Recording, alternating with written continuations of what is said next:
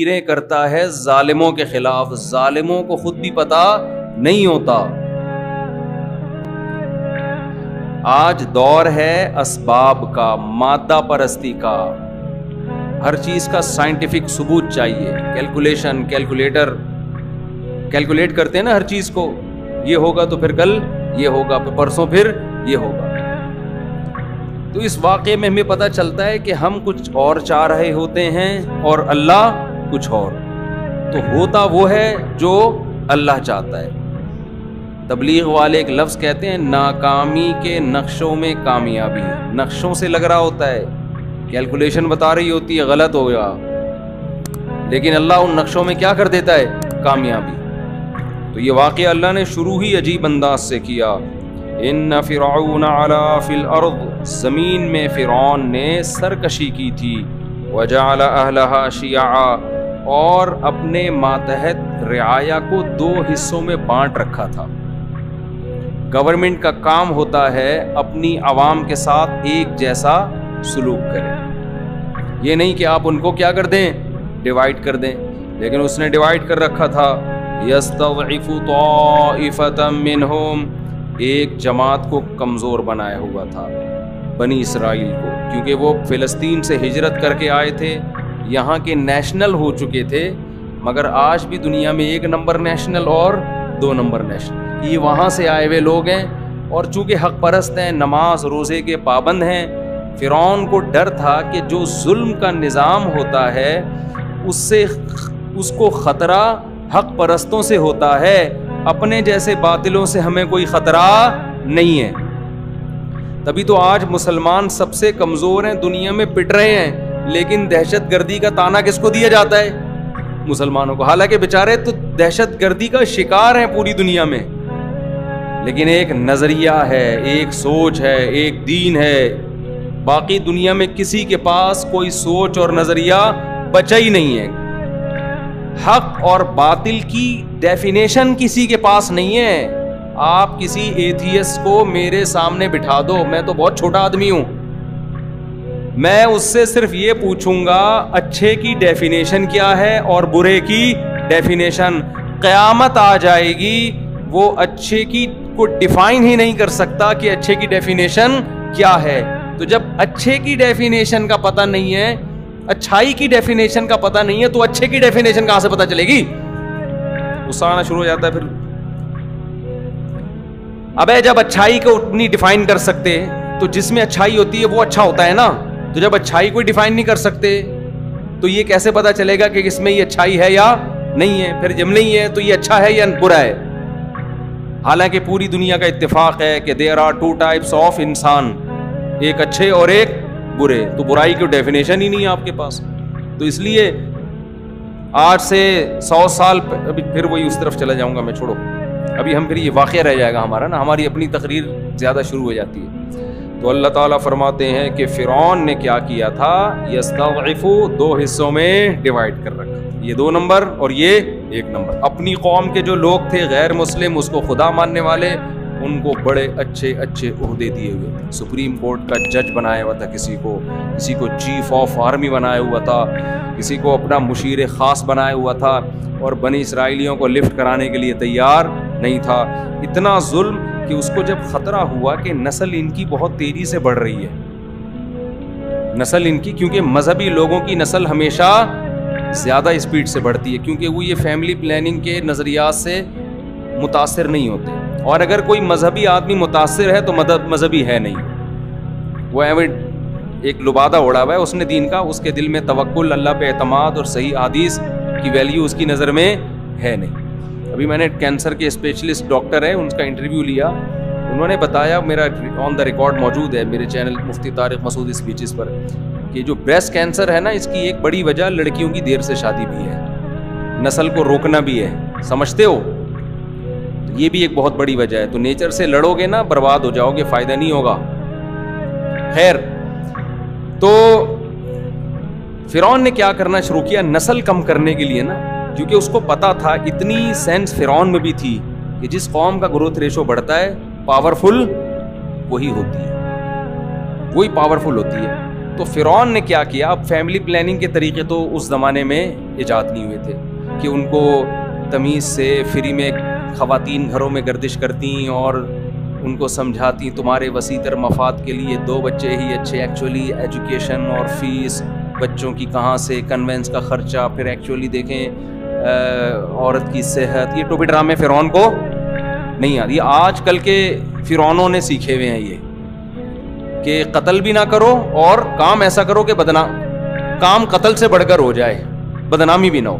تو فرعون تو سیدھا سیدھا اس نے کیا کیا بھائی، پیدا ہونے سے تو روک نہیں سکتے ہم، یہ ٹائم پہ شادیاں بھی کرتے ہیں. ان کے مذہب میں شادیاں بھی زیادہ تھیں، بنی اسرائیل میں 4 سے زیادہ شادیاں الاؤ تھی حضرت موسیٰ کے مذہب میں.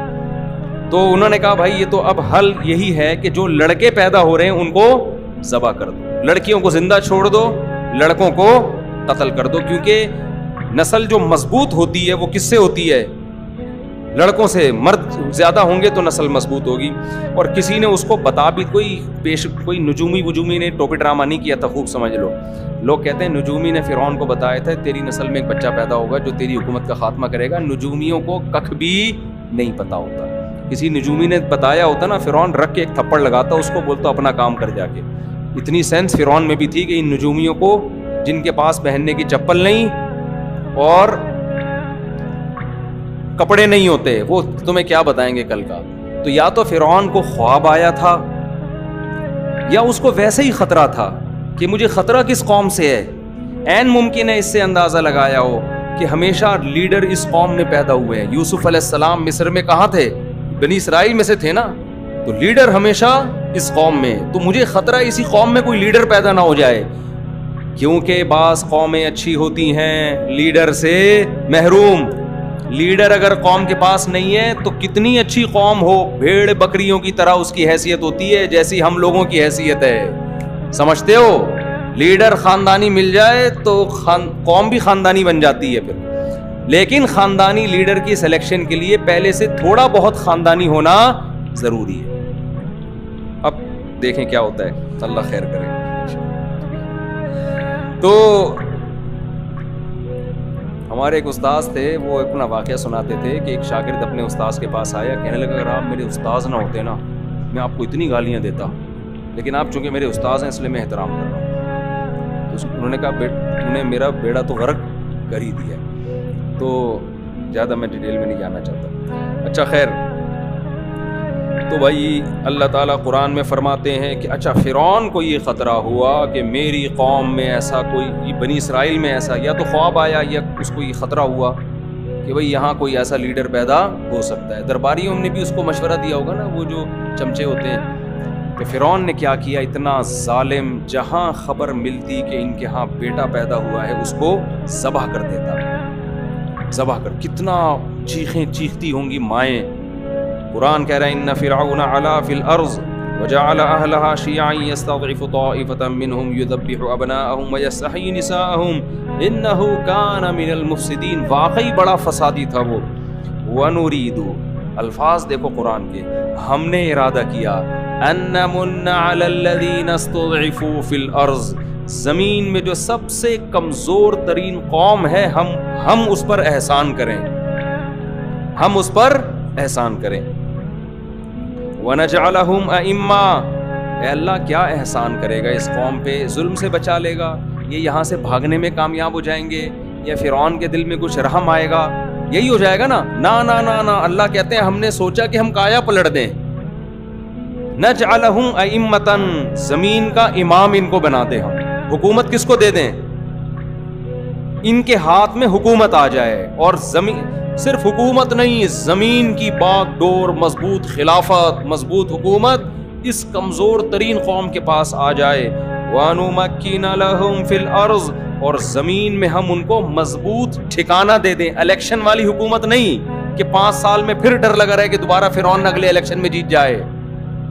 وَنُمَكِّنَ، تمکین کہتے ہیں مضبوط ٹھکانہ، ایسی پاورفل حکومت کہ اپوزیشن کا کوئی خطرہ ہو ہی نہیں. وَنُمَكِّنَ لَهُمْ فِي الْأَرْضِ وَنُرِيَ فِرْعَوْنَ وَهَامَانَ وَجُنُودَهُمَا، اور ہم نے ارادہ کیا کہ ہم فرعون اور حامان جو اس کا سب سے بڑا چمچا وزیر تھا، وہ اور ان کا جو لشکر تھا، ان کی جو فوج تھی جو ظالم تھی، ہم ان کو دکھا دیں ما کانوا یحذرون، جس چیز سے وہ ڈر رہے تھے کہ ایسا نہ ہو جائے گا. تو ہم نے کہا ہم ایسا کر کے دکھائیں گے. کیسے اللہ نے انتظام کیا؟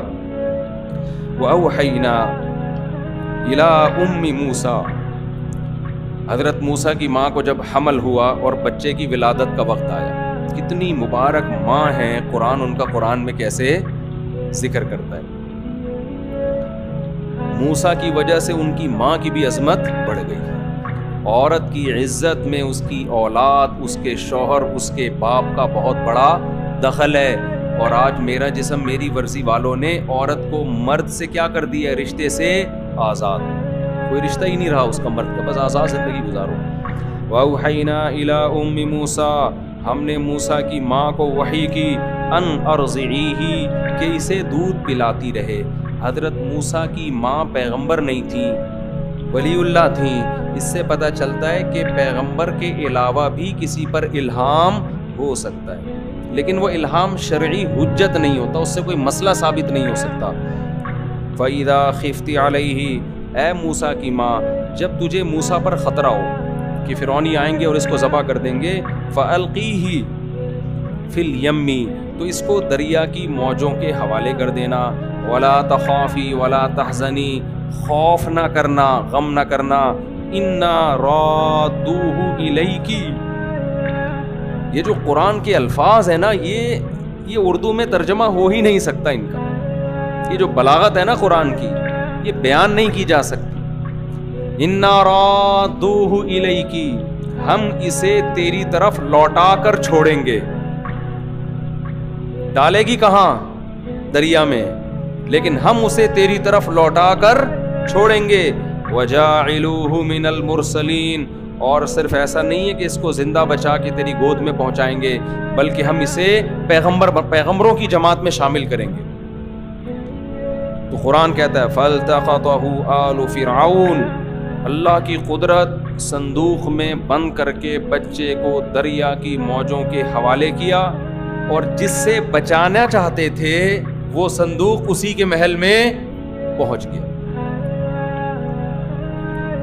وقالت امرأۃ فرعون، جب وہ صندوق کھولا گیا، لایا گیا فرعون کے محل میں کہ بھئی ایک صندوق سے بچہ ملا ہے، نے بھی دیکھا، اس کی بیوی نے بھی دیکھا، دربانیوں نے بھی دیکھا. اب ان کو نہیں پتا تھا، اگر پہلے پتا چل جاتا بنی اسرائیل کا ہے تو مار دیتے، شہید کر دیتے. قالت امرأۃ فرعون، فرعون کی بیوی نے کہا قرۃ عین لی ولک، یہ میری اور تیری آنکھوں کی ٹھنڈک ہے. لا تقتلوہ، اسے قتل مت کرو. عسیٰ ان ینفعنا، ہو سکتا ہے ہمارے کام آ جائیے. او نتخذہ ولدا، یا ہم اس کو بیٹا بنا لیں. کہا جاتا ہے فرعون کی اولاد نہیں تھی، واللہ اعلم، ہم اس کو بیٹا بھی بنا سکتے ہیں. ادھر موسیٰ علیہ السلام کی ماں کو جب پتا چلا کہ نکلا کہاں ہے یہ بچہ، فرعون کے محل میں، تو قرآن کہتا ہے اصبح فؤاد امی موسیٰ فارغا، موسیٰ کی ماں کا دل صبر سے خالی. مسئلہ یہ تھا اگر وہ جا کے بتا دیتی میرا بیٹا ہے تو لازمی قتل ہونا تھا، وہ سمجھ جاتے تو بنی اسرائیل کی ہیں. لیکن ماں نہیں کیسے بتائے ان کو، تو ویسے ہی کہ بھی میرے دشمن کی گود میں کیوں پل رہی ہے. تو قرآن کہتا ہے ان کادت لتبدی بہ، قریب تھا کہ موسیٰ کی ماں جا کے بتا دیتی میرا بیٹا ہے میرے حوالے کرو. مائیں، عورتیں جذبات میں ایسا کام کر لیتی ہیں نا جس سے ان کو فائدے کے بجائے نقصان. جیسے آج کل عدالتی کھلے لے کے نا گھر بیٹھ جاتی ہیں، بعد میں جب پتہ چلتا ہے نا وہ پرانا والا گیا اور نیا والا مارکیٹ میں کوئی اویلیبل مناسب ریٹ پہ نہیں ہے، پھر پرانے والے سے رابطہ کر رہی ہوتی ہے. اور اس کے دل میں اتنی نفرت بیٹھ چکی ہوتی ہے، اتنی بیٹھ چکی ہوتی ہے، وہ اگر رکھتا بھی ہے تو وہ عزت نہیں دیتا کہ ایک دفعہ بھاگ چکی ہے گھر سے. یہ مسلم لیگ میں سابق دور حکومت میں کسی خاتون نے آواز اٹھائی تھی اس خلا کے کیس کے خلاف کہ اس سے عورتیں برباد ہو رہی ہیں، مردوں کے بجائے عورتوں کو نقصان زیادہ ہو رہا ہے، کیونکہ عورت کی طبیعت میں جلد بازی میں شوہر نے کہیں غصے میں تھپڑ لگا دیا، فوراً جا کے خلا کی ڈگری لے لی، پھر بعد میں خیال آیا یہ ہوا کیا ہے میرے ساتھ. عورت کی طبیعت میں جلد بازی ہے، وہ جلدی میں ایسے فیصلے کر لیتی ہے جس سے بعد میں وہ پچھتاتی ہے. بہت عورتیں اپنا نقصان کر چکی ہیں یہ عدالتی خلوں سے. لیکن مسلم لیگ کی خاتون نے آواز اٹھائی تھی 8-10 سال پرانی بات، اس آواز کو دبا دیا. تو ایسا ہوتا ہے مارکیٹ میں. اچھی باتوں کو ہماری اسمبلیوں میں الحمدللہ کبھی بھی، اور اس سے بڑے بیوقوف ہم لوگ ہیں، ابھی پھر مجھے غصہ دلاؤ گے تم لوگ. اچھا خیر، تو بھائی قرآن کیا کہتا ہے؟ قریب تھا کہ وہ بتا دیتی کہ میرا بیٹا ہے، لیکن قرآن کہتا ہے لولا ربطنا علی قلبہا، ہم نے ان کے دل کو مضبوطی سے باندھ دیا. کچھ آپ اللہ کے لیے کرو، کچھ اللہ بھی آپ کو صبر کی توفیق دیتا ہے. اللہ کہتے ہیں ہم نے مضبوطی سے ان کے دل کو کیا کر دیا؟ گویا رسی سے باندھ دیا کہ بے قابو نہ ہونا. قرآن کہتا ہے وقالت لاختہ، جب حضرت موسیٰ کی ماں نے بچے کو صندوق میں ڈالا تو حضرت موسیٰ کی بہن سے کہا قصیہ، اس صندوق کے پیچھے پیچھے چل. اللہ کے کہنے پہ میں ڈال تو رہی ہوں لیکن پتہ نہیں بچہ جائے کہاں، پیچھے پیچھے چل. فبصرت بہ عن جنب وہم لا یشعرون، موسیٰ کی بہن چپکے اس صندوقچے کو دیکھتی رہیں، فرعونیوں کو پتہ نہیں چلا. اس لیے کہ اگر فرعونیوں کو پتہ چل جاتا نا کہ یہ بچی دیکھ رہی ہے تو وہ کہتے بھئی اس کا کیا لگتا ہے جو اتنے دور سے اس کے ساتھ چل کے آ رہی. تو وہ سمجھ جاتے یہ اس کی رشتہ دار ہے، بہن ہے، اور بچہ پتہ چل جاتا کہ کس کا بیٹا ہے یہ. تو قرآن کہہ رہا ہے لاشعوری طور پر نا اس نے بس یہ دیکھ رہی ہے جا کہاں رہا ہے. وحرمنا علیہ المراضع من قبل، بچے کو سب سے پہلے دودھ چاہیے ہوتا ہے. تو فرعون کی بیوی نے جب مشورہ دیا نا اس کو قتل نہیں کرو، فرعون نے کہا بالکل آپ کا مشورہ سر اور آنکھوں. سمجھتے ہو؟ سمجھ تو گئے ہوگے آپ لوگ. اب کیا ہوا کہ جی وحرمنا علیہ المراضع من قبل، ہر دودھ پلانے والی کے دودھ کو اللہ نے موسیٰ پر حرام کر دیا. حرام کا مطلب موسیٰ کسی کی چھاتی کو منہ لگانے کے لیے تیار نہیں. فقالت، اب ظاہر ہے بچہ تو مر جائے گا. حضرت موسیٰ ظاہر پیغمبر تھے، اتنے حسین تھے کہ قرآن میں سورہ طٰہٰ میں آتا ہے القیت علیک محبۃ منی، ایسا پیار تھا نا ان کے چہرے پر کہ سب کے دلوں میں اللہ نے ان کی محبت ڈال دی. فرعونیوں کے دل میں محبت ڈال دی، بچے پر پیار اتنا آ رہا تھا سب کو، اتنے خوبصورت، اتنے حسین. تو اب وہ سب چاہ رہے تھے کہ اس بچے کی جان محفوظ ہو جائے. اب پریشان ہے بھائی، بچہ کسی کا دودھ نہیں پیتا. شکر ہے اس وقت تک پاؤڈر کا دودھ ایجاد نہیں ہوا. آج ہم کہتے ہیں کوئی بڑا لیڈر چاہیے تو پاؤڈر کا دودھ پی کے بڑے بڑے لیڈر پیدا نہیں ہوتے. پاؤڈر سے اچھا ہے بھینس کا پلا دو اپنے بچوں کو، شاید کچھ بن جائے. خیر، میں کمپنی کا نام لینے لگا تھا لیکن پھر میں نے کہا کمپنی والے کیس کر دیں گے میرے خلاف. وحرمنا علیہ المراضع من قبل فقالت هل ادلکم. اب وہ بہن موسیٰ علیہ السلام کی چلی گئی دربار میں، کہنے لگی بھائی وہ ایک خاتون ہے، میرا خیال ہے کہ میں بھی جب یہ وہ گود میں لیں گی تو اس خاتون کے بارے میں رپورٹ یہ ہے کہ ہر بچہ ان کا دودھ پی لیتا ہے. ایسے کچھ گول مول کر کے نا تاکہ یہ پتہ نہ چل جائے کہ وہ ان کی ماں ہے اور میں ان کی بہن ہوں. اس بچی کا بھی کیسا کانفیڈنس تھا، کتنے احتیاط سے اس نے جا کے فرعونیوں کو ایسا بتایا کہ پتہ نہ چلے کہ میرا اس سے کوئی ریلیشن ہے. قرآن کہتا ہے علی اہل بیت یکفلونہ لکم، میں تمہیں ایسے گھر کا پتہ بتاؤں جو اس کی کفالت کر لیں گے بچے کی اچھے سے. وہ ایک خاتون ہے، وہ بچوں کو اچھا سا پال بھی لیتی ہیں اور امید ہے یہ بچہ ان کا دودھ پی بھی لے گا. قرآن کہتا ہے وہ لوگ خیر خواہی چاہ رہے تھے حضرت موسیٰ کی، بچے کی جان بچانا چاہتے تھے. فرددناہ الی امہ، ہم نے اس طرح موسیٰ کو ان کی ماں کی گود میں پہنچا دیا.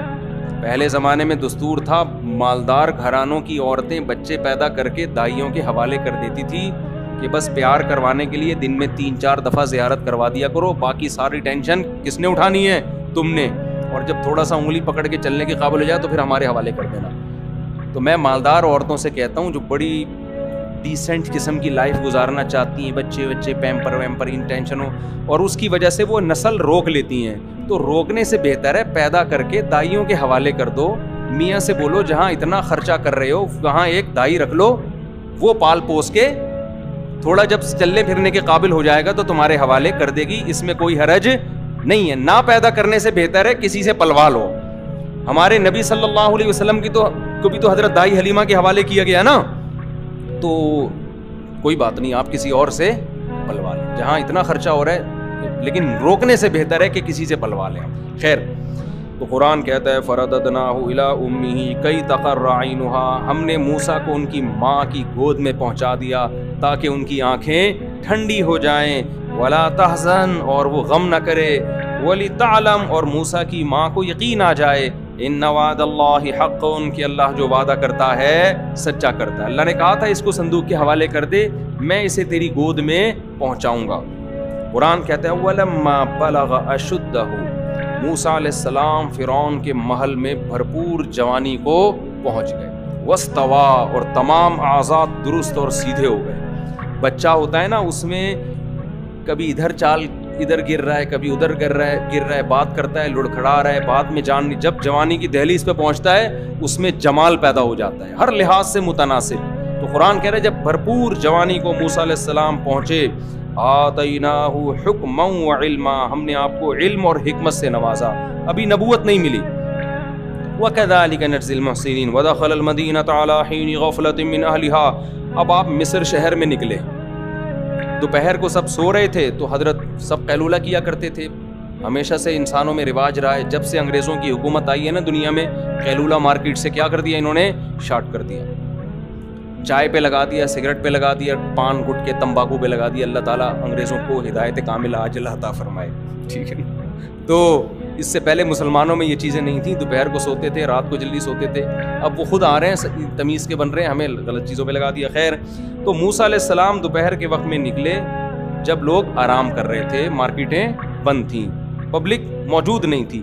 دو بندے دیکھے, فوجد فیہا رجلین یقتتلان, دو بندوں میں پھڈا ہو رہا ہے. ھذا من شیعتہ, ایک حضرت موسیٰ کی قوم کا بنی اسرائیلی اور دوسرا فرعون کی قوم کا قبطی. تو قبطی لوگ اکثر ظلم کرتے تھے بنی اسرائیلیوں پر نا, کمزور سمجھ کے تنگ کرتے تھے. حضرت موسیٰ سمجھ گئے کہ یہ قبطی ہے جو بنی اسرائیلی کو تنگ کر رہا ہے. تو فاستغاثہ الذی من شیعتہ, جو موسیٰ کی قوم کا آدمی تھا اس نے مدد کے لیے بلایا کہ حضرت آپ مدد کریں, یہ مجھے تنگ کر رہا ہے. موسیٰ علیہ السلام قریب گئے اور جو فرعونی تھا فوکزہ, اسے ایک مکہ مارا لڑائی چھڑوانے کے لیے. میں اکثر یہاں پر یہ بتاتا ہوں کہ جب دو آدمی لڑ رہے ہوں, نہیں چھوڑ رہے ہوں نا لڑائی تمیز سے, دونوں کو آپ بھی مارنا شروع کر دیں. حقیقت ہے, پھر چھوڑیں گے. ایک مکہ اس کے لگاؤ اور ایک مکہ اس کے لگاؤ. تو ایسے کنی کترا کے نکل نہ جایا کرو. لڑائی ہو رہی ہوتی ہے اور لوگ کہتے ہیں ان کا آپس کا مسئلہ ہے. بھائی منہ ٹوٹ جائے گا, ٹانگ وانگ ٹوٹ جائے گی. ابھی ہم نے کچھ دن پہلے دیکھا ایک بائک سے ٹکرائی ہے, دونوں لڑ رہے تھے, اس نے اٹھا کے زمین پہ مارا ہے اس کو. میں کہیں واکنگ کے لیے جا رہا تھا, ہم لوگ گئے, ہم نے, بعض لوگوں نے کہا چھوڑو چھوڑو, میں نے کہا نہیں چھوڑو یار, یہ مار دے گا اس کو, تو لڑ رہے ہیں, کوئی چھڑوانے والا ہونا چاہیے. خیر اللہ کا شکر ہے چھوڑ دیا انہوں نے ایک دوسرے کو. ایک آدمی حاوی آ گیا تو سڑک پہ گھسیٹ رہا ہے, مارے چلے جا رہا ہے. خیر, تو موسیٰ علیہ السلام نے مکہ رکھ کے لگایا کس کے, قبطی کے, لڑائی چھڑوانے کی نیت سے. فقضى علیہ, اور اس کا انا للہ ہو, کیونکہ جوان تھے, طاقتور تھے, پیغمبر کمزور نہیں ہوتے, تو ایک ہی مکے سے اس کا کام تمام ہو گیا. اب تھا بھی فرعونی, یہ بڑا مسئلہ تھا, لیکن کسی کو پتہ نہیں چلا, کیونکہ قرآن کہہ رہا ہے غفلت کا وقت تھا اور سب آرام کر رہے تھے, کسی کو نہیں پتہ چلا. یہ بنی اسرائیلی تھا, اپنی قوم کا آدمی تھا, اس سے خطرہ تھا نہیں کہ یہ راز فاش کر دے گا جا کے. تو قال ھذا من عمل الشیطان, حضرت موسیٰ نے کہے تو شیطان کا عمل ہو گیا, شیطان تو بڑا گھوم رہا ہے. پھر اللہ سے دعا مانگی, اللہ میرے اس غلطی کو معاف کر دے, میں نے جان کر قتل نہیں کیا. فغفر لہ, اللہ نے معاف کر دیا. پھر موسیٰ علیہ السلام نے کہا اللہ تو نے مجھ پر انعام کیا, میں آئندہ کبھی کسی ظالم کا مددگار نہیں بنوں گا. اگلے دن موسیٰ علیہ السلام شہر میں نکلے ہیں, مصر شہر میں, خوف زدہ ہو کے کہ چونکہ لاش جب ملے گی تو فرعون انکوائری کرے گا ہماری قوم کا بندہ مارا کس نے. جب پتہ چلے گا میں نے تو پھر وہ مجھے زندہ نہیں چھوڑے گا, کیونکہ فرعون کو جب بعد میں پتہ چل گیا بنی اسرائیل کے تو ویسے ہی وہ حسد کرتا تھا اور نقصان پہنچانے کی کوشش کرتا تھا. لیکن کیا ہے کہ آرام سے جا رہے تھے, پتہ ہی نہیں چلا کسی کو کس نے مارا ہے. فَإِذَا الَّذِي اسْتَنصَرَهُ بِالْأَمْسِ يَسْتَصْرِخُهُ, اچانک نظر پڑی کہ جو آپ کی قوم کا آدمی جس کا کل کسی قبطی سے پھڈا ہو رہا تھا, آج کسی دوسرے بندے سے پھڈا ہو رہا ہے اور موسیٰ علیہ السلام کو مدد کے لیے پکار رہا ہے, آ جائیں بھائی. ٹھیک ہے نا.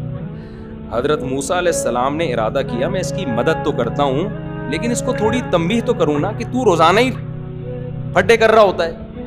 تو حضرت موسیٰ نے کہا انک لغوی مبین, تو کھلی غلطی پر ہے, کل بھی جھگڑ رہا تھا, آج بھی جھگڑ رہا ہے. جب اس کو ڈانٹا ہے, پھر قرآن کہہ رہا ہے اب موسیٰ مدد کے لیے اسی کی مدد کے لیے گئے ہیں, کیونکہ قبطی طاقتور تھا, ایسے موقع پہ کمزور کی مدد کی جاتی ہے نا. لیکن اپنی قوم کا آدمی یہ سمجھا کہ مجھے ڈانٹا ہے تو شاید اب یہ مجھے مارنے آ رہے ہیں. وہ ڈانٹ سے یہ غلط سمجھ بیٹھا. سمجھ رہے ہیں بھائی, مدد تو حضرت موسیٰ نے اسی کی کرنی تھی, لیکن اس کو پہلے ڈانٹ لگا دی کہ تو نالائق, تو روزانہ لڑتا ہے. اب قرآن کہہ رہا ہے ارادہ کیا حضرت موسیٰ نے کہ فرعونی قبطی کو پکڑیں, جا کے گریبان سے پکڑیں, اس کو ہٹائیں. اتنی اسپیڈ سے آگے گئے ہیں کہ یہ سمجھا کہ اس دفعہ چانٹا کس کے پڑے گا, میرے پڑے گا. تو یہ نالائق جو ہے اس نے راز فاش کر دیا موسیٰ علیہ السلام. اس کو چاہیے تھا نا تھوڑا کنٹرول کرتا یار, بھاگ جاتا وہاں سے. قتل کا پتہ چل تمہاری مدد میں بندہ مارا ہے تو تم چپ تو رہو کم از کم. کتنا نالائق تھا نا بنی اسرائیلی. تو اس نے کیا کہا, یا موسیٰ ترید ان تقتلنی, اے موسیٰ آپ مجھے قتل کرنا چاہتے ہو, کما قتلت نفسا بالامس, جیسے کل آپ نے بندہ مارا ہے. کل ایک بندہ آپ نے مار دیا, مجھے لگتا ہے آج آپ مجھے مارنا چاہتے ہو. وما ان ترید الا ان تکون جبارا فی الارض, آپ زمین میں اپنا روب دبدبہ قائم کرنا چاہتے ہو. وما ترید ان تکون من المصلحین, اصلاح نہیں چاہتے. آپ کو میں مدد کے لیے بلا رہا ہوں تو چھڑوا کے چلے جاؤ, آپ بندے ہی مارنا آپ نے شروع کر دیے. تو آپ کی نیت اصلاح کی نہیں ہے. اب بات ایک دم لیک آؤٹ ہو گئی نا جب شور مچایا اس نے. اس کو پتا چل گیا اچھا بھائی کل بندہ انہوں نے مارا تھا. فرعون تک بات پہنچی. فرعون کے درباریوں میں مشورہ ہوا کہ بہترین موقع ہے موسیٰ کو قتل کرنے کا, کیونکہ تو ویسے ہی پریشان تھے نا کہ یہ بات میں ثابت ہو گیا تھا بنی اسرائیل کے. اب بہترین موقع ہے, ہر جگہ اچھے لوگ بھی ہوتے ہیں. فرعون ہی کے دربار میں ایک شخص تھا جس کی ہمدردیاں کس کے ساتھ تھیں, موسیٰ علیہ السلام. جیسے فرعون کی بیوی کی ہمدردیاں کس کے ساتھ تھیں, حضرت موسیٰ. وہ دیکھ رہی تھی نا کہ کتنا صالح نوجوان ہے یہ. جو نیک اور پرہیزگار لوگ ہوتے ہیں وہ لوگوں کے دلوں میں گھر بنا لیتے ہیں. تو فرعون ہی کے محل میں حضرت موسیٰ کے بہت سے حامی پیدا ہو گئے تھے. تو اس نے آ کے مخبری کی موسیٰ علیہ السلام سے, فرمایا ان الملأ یأتمرون بک, اے موسیٰ بڑے دربار میں تیرے بارے میں مشورے ہو رہے ہیں کہ تجھے قتل کر دیں. فاخرج, مصر سے تو نکل جا, انی لک من الناصحین, میں تیرا خیر خواہ. آپ نکل جاؤ ورنہ یہ آپ کو زندہ نہیں چھوڑیں گے. موسیٰ علیہ السلام نے یہ نہیں کہا موت زندگی کس کے ہاتھ میں ہے. جو ہمارے دیندار لوگ نا اکثر فضول قسم کی بے موقع تقدیر کا حوالہ دینا شروع کر دے. زندگی موت کس کے ہاتھ میں ہے, اللہ کے. کس کے ہاتھ میں ہے, اللہ. میں کہیں نہیں جاؤں گا, میں کسی سے ڈرتا مرتا بول لو نا نہیں ہوں, میں کوئی ڈرتا مرتا تھوڑی ہوں.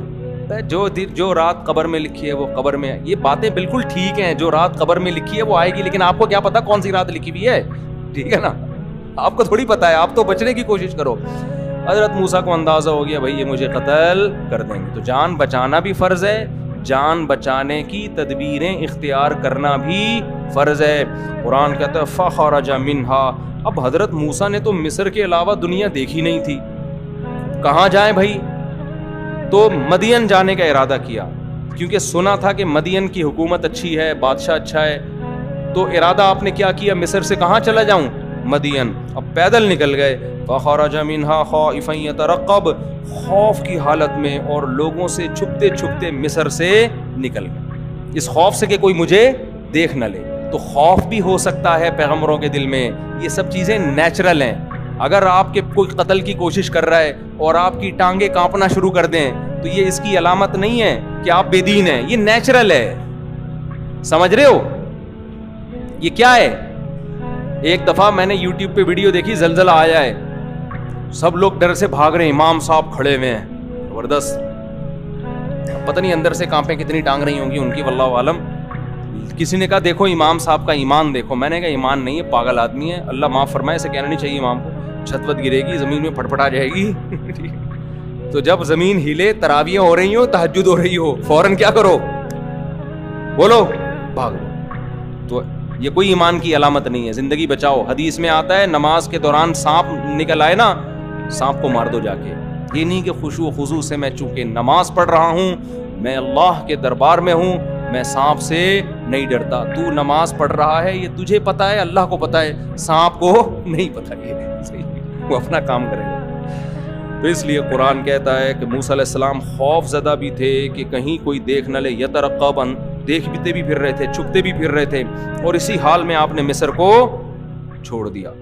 क़ाल रब्बी नज्जिनी, और अल्लाह से दुआ मांगी, ए अल्लाह इन जालिमों से मुझे निजात दे दे। जालिम क्यों? इसलिए कि कत्ल खता में कत्ल की सज़ा नहीं है। कुछ गलती से बंदा मार दे तो आप जा रहे हो गाड़ी में, अचानक कोई सामने आ गया, मर गया, ये थोड़ी कि आपको फांसी के फंदे पे लटका दो, ये तो जुल्म है ना, ये तो खालिसतन जुल्म है। वलम्मा तवज्जह तिलका मदियन, फिर मदियन की तरफ रुख किया और कहा, आसा रब्बी अन यहदियनी सवा।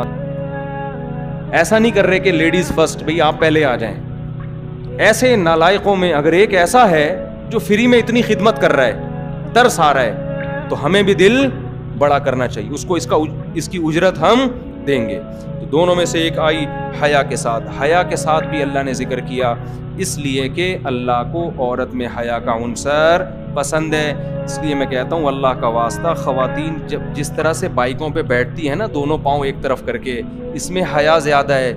इस कल्चर को तब्दील करने की कोशिश मत करो। हया ऐसी चीज़ नहीं है जो हम लुगत से निकाल के दिखाएं कि किस तरह हया है। हया देखने से पता चल जाती है, देखने से पता चल जाती है। हाँ, इसमें यह खतरा होता है कि पाँव कपड़ा ना उलझ जाए, उसका कोई मुतबादिल तलाश करो, क्योंकि बाज़ ख़वातीन इस तरह बैठती हैं कि बाइक के उसमें ना चेन में बुरका फंसता है, चादर फंसती है, तो चेन कवर होना चाहिए। चेन कवर हो तो फिर नहीं फंसता, तो सिमट के बैठे हैं ताकि कपड़ा पहिए में फंसने का खतरा ना हो। बाकी इस पे बुखारी मुस्लिम की हदीसें पेश करना कि ऊँट में ख़वातीन ऐसे बैठती थी, ये पागलों वाली हरकतें हैं। ये ऊँट में तो इस तरह बैठ ही नहीं सकती, और बाइक को आप ऊँट पे क़यास ना करो। यही वजह है कि आज आप कोई भी उलमा सुलहा देखेंगे, हत्ता कि जो ये दलाइल दे रहे हैं ना कि इस तरह बैठना चाहिए, एक पाँव उधर एक पाँव उधर करके, वो भी अपनी बीवी और बहनों को इस तरह नहीं बिठाते बाइक पर। उनको पता है कि अच्छा नहीं लगेगा ये अमल देखने में। तो इसलिए हया को जितना प्रोमोट कर सकते हो मेरे भाई करो। और हया के कोई लगे बंदे उसूल नहीं होते। उर्फ, बहुत सारी चीज़ों में उर्फ फैसला करता है कि हया किस में ज्यादा है। हाँ, कोई खातून खुद बाइक चला रही हो तो चलाने में वो इस तरह करके बैठ नहीं सकती, वो एक मजबूरी है। नहीं यारी बात मेरा ख्याल। बाज लोग ये भी तंज करते हैं इस तरह बैठ के चलाएगी कैसे, तो मैं चलाने की बात थोड़ी कर रहा हूं। चलाना पड़ेगा, वो तो जाहिर है, एक पाँव इधर होगा एक पाँव उधर होगा। मैं पीछे बैठने में कह रहा हूं कि पीछे बैठे तो दोनों पाँव एक तरफ करके बैठे। जहां मजबूरी में चलाना हो तो फिर चलाने में तो जाहिर है एक पाँव इधर होगा और दूसरा पाँव इधर होगा, उसमें यूं बैठ के कौन पागल मशवरा देगा। तो कीड़े निकालने वालों को, ऐप तलाश करने वालों में सेंस नहीं होती, वो फेंकते रहते हैं बैठ के, उल्ट पटांग बातें करते रहते हैं। खैर, हम अपनी बात की तरफ आते हैं। कुरान कह रहे फजाअतु इहदाहुमा तमशी अला इस्तिहया, दोनों में से एक आई हया के साथ चलते हो। हया के साथ चलना किसे कहते हैं? एक तो रास्ते के किनारे पे चलें, रोड के बीच में ना चलें। खवातीन को चाहिए कैसे चलें? रास्ते के किनारे, प्रॉपर पर्दा होना चाहिए। तो वो जब आई और कहने लगी मेरे अब्बा ने आपको बुलाया है। क्यों बुलाया है? आपको मेरे अब्बा उजरत देना चाहते हैं। हजरत मूसा अलैहिस्सलाम चले गए, वो तो पहले ही उम्मीद लगा के बैठे हुए थे। उन्होंने कहा अल्लाह ने मेरी दुआ कबूल कर ली। इससे साफ पता चल रहा है इस्तिगना की भी एक लिमिट है। भिखारीपन भी मत बनो और इतना इस्तिगना भी ना करो कि अल्लाह कुछ देना चाहते और आपको नहीं जी मुझे अल्लाह खिलाएगा। तो कुरान कहता है क़ालत इहदाहुमा, हाँ मूसा अलैहिस्सलाम आए तो अब्बा ने जब मूसा अलैहिस्सलाम से बातचीत की तो फिर पूरी तफसील पूछी, आप हो कहाँ से, आप हो कहाँ से। हजरत मूसा ने अपना पूरा वाक़या बयान कर दिया। भाई मैं ऐसे फ़िरौन के महल में पड़ा हूँ, बड़ा ज़ालिम है, हमारी कौम के हज़ारों बच्चों को कत्ल कर दिया और मुझे भी तंग करता था, एक किब्ती का मुझसे कत्ल हो गया। पूरी साफ बात की मूसा अलैहिस्सलाम ने,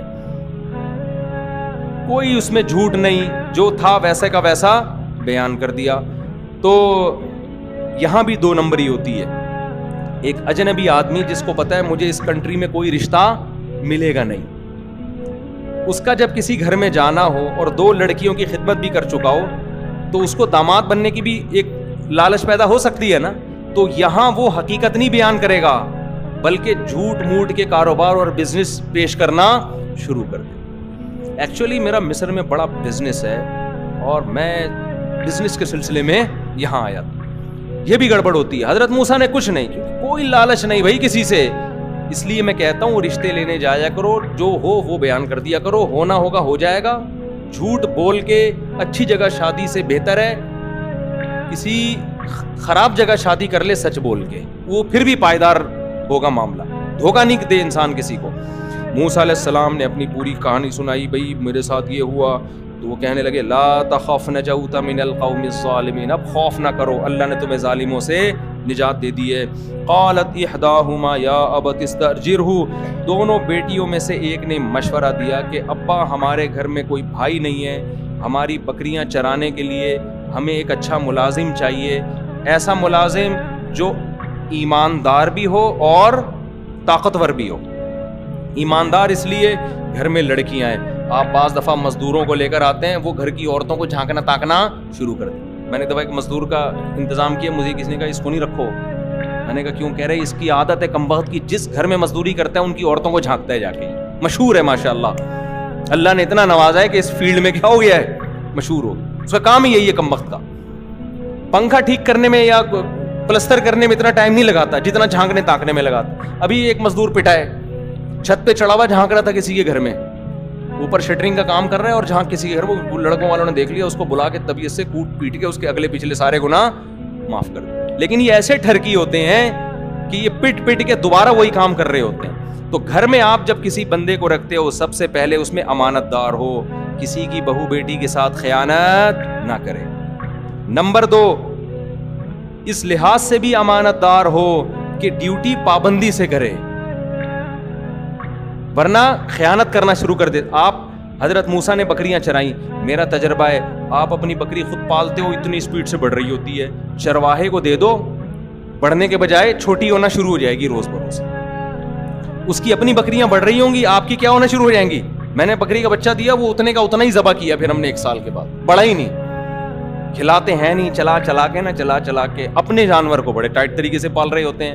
تو بچیوں نے کہا کہ سب سے بہتر ملازم جو گھر میں ملازمت کے لیے وہ ہے، نمبر 1 ایماندار ہو، نمبر 2 طاقتور ہو۔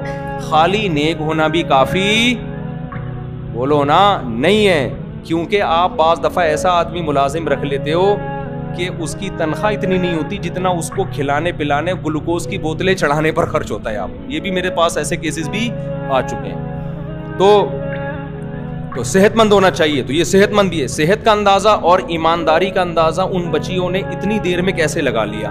سوال پیدا ہوتا ہے نا بھائی، ان کی تو 2 ملاقاتیں ہوئی ہیں اور ایک دم انہوں نے فیصلہ کر لیا کہ ایماندار بھی ہیں اور طاقتور بھی۔ علماء کہتے ہیں طاقت کا اندازہ لگایا ڈول نکالنے سے۔ وہ جو لوگ تھے نا وہ ایسے یوں کر کے نا کھینچ رہے تھے، گھنٹہ لگ جاتا تھا ان کو۔ ہمارے حضرت تو پوری نقل کر کے بتاتے تھے نا، ای کی چی چی کی آوازیں آ رہی ہوتی تھی، ڈول بھی بڑے بڑے ہوتے تھے پہلے۔ حضرت موسیٰ گئے ہیں اور ایسے کر کے ڈول نکالا، ان بچیوں کو اندازہ ہو گیا کہ یہ نوجوان کمزور نہیں ہے۔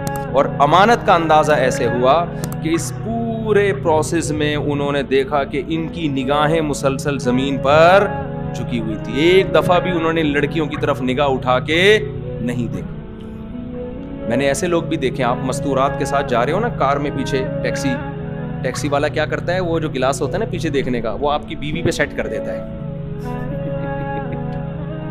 یہ گرلز اسکول جو ہوتے ہیں نا، گرلز ان میں جو وین پہ نہیں آ رہے ہوتے، وین میں لے جانے کے لیے جو ڈرائیور ہوتے ہیں ان میں بہت ہوتا ہی ہے۔ ایسے شادیاں ہوئی ہیں، ہمارے ایک جاننے والے تھے، وہ اب تو پرانا ہو گیا، ان کو نہیں پتا، جب تو بچے بھی ان کے بڑے ہو گئے، بچپن کا واقعہ ہے۔ وہ لڑکیوں کے اسکول میں نا لڑکیوں کو لے کے جاتا تھا وہ لڑکا، تو وہاں اس نے ایک لڑکی پہ سیٹ کیا ہوا تھا وہ گلاس، وہ نہیں جو پیچھے دیکھنے کی، آنکھ مٹکا ہوا ہے، اور بالآخر الحمدللہ دونوں کی شادی ہوئی۔ چلو اچھا ہوا شادی ہو گئی، بچے بھی ہو گئے ماشاءاللہ، پھنسی خوشی زندگی گزر رہی ہو۔ تو اس طرح بھی ہوتا ہے بھائی، ٹھیک ہے شادی ہونا تو ٹھیک ہے، لیکن ابا نے اس لیے تھوڑی بٹھائی ہے بچی کے آپ گلاسز سے اس کو جھانکو، آپ ویسے ہی پیغام بھیج دیتے۔ اور ایسے بھی ہم نے اچھے لوگ دیکھے ہیں کہ وہ اس کا خیال کرتے ہیں کہ بھائی آپ جب اگلے پر اعتماد کر رہے ہیں تو آپ اس کے اعتماد کو ٹھیس نہ پہنچائیں۔ ایسے بھی لوگ میں نے دیکھے ہیں، آپ اپنی وائف کے ساتھ بیٹھے ہو، وہ فوراً گلاس وہ ایسی جگہ فٹ کر دیتے ہیں کہ کسی عورت پہ نظر نہ پڑے ان کی۔ تو یہ عورتوں کو بہت جلدی پتہ چل جاتا ہے کہ کس کی آنکھوں میں مکاری ہے اور کس کی آنکھوں میں حیا ہے۔ یہ مردوں کو پتہ نہیں چلتا، یہ عورتوں کو 2 منٹ میں پتہ چل جاتا ہے۔ تو ان لڑکیوں نے حضرت موسیٰ علیہ السلام کی آنکھوں سے اندازہ لگا لیا کہ یہ اجنبی ہو کے کسی کے ساتھ خیانت نہیں کر رہے۔ نظر مستقل کہاں ہیں؟ نیچے. اور بعض علماء نے یہ بھی لکھا ہے کہ حضرت موسیٰ نے جب ان لڑکی نے کہا نا کہ آپ میرے والد کے پاس چلیں, تو حضرت موسیٰ نے کہا کہ میں آگے چلتا ہوں, آپ پیچھے. ممکن ہے یہ ایسا ہو, واللہ عالم. خیر ان کو اندازہ ہو گیا, تو اس لیے اب بس یہ 2 آیتیں پڑھ کے بیان ختم کرتا ہوں. تو وہ جو لڑکیوں کے والد تھے نا, یہ کہا جاتا ہے کہ شعیب علیہ السلام تھے, کہ اس کی کوئی دلیل ہے نہیں. ان لڑکیوں کے دیکھو, باپ کو سب سے زیادہ فکر بیٹی کے بالغ ہونے کے بعد اس کی شادی کی ہوتی ہے, جو غیرت مند باپ ہے. سب سے زیادہ فکر کس کی ہوتی ہے؟ جو غیرت مند باپ ہے نا, اس کو فکر ہوتی ہے مجھے اپنی بیٹی کے لیے رشتہ چاہیے. آج کل یہ فکر ختم ہو گئی, بلکہ بچی بتا بھی دیتی ہے نا ابا کو کہ وہاں شادی کرنی ہے, تو ابا دور لگ کے تھپڑ لگاتے ہیں اسے. شرم نہیں آتی بھی, ایجوکیشن ہے ایکچولی, وہی ایکچولی شروع ہو جائے گا پھر.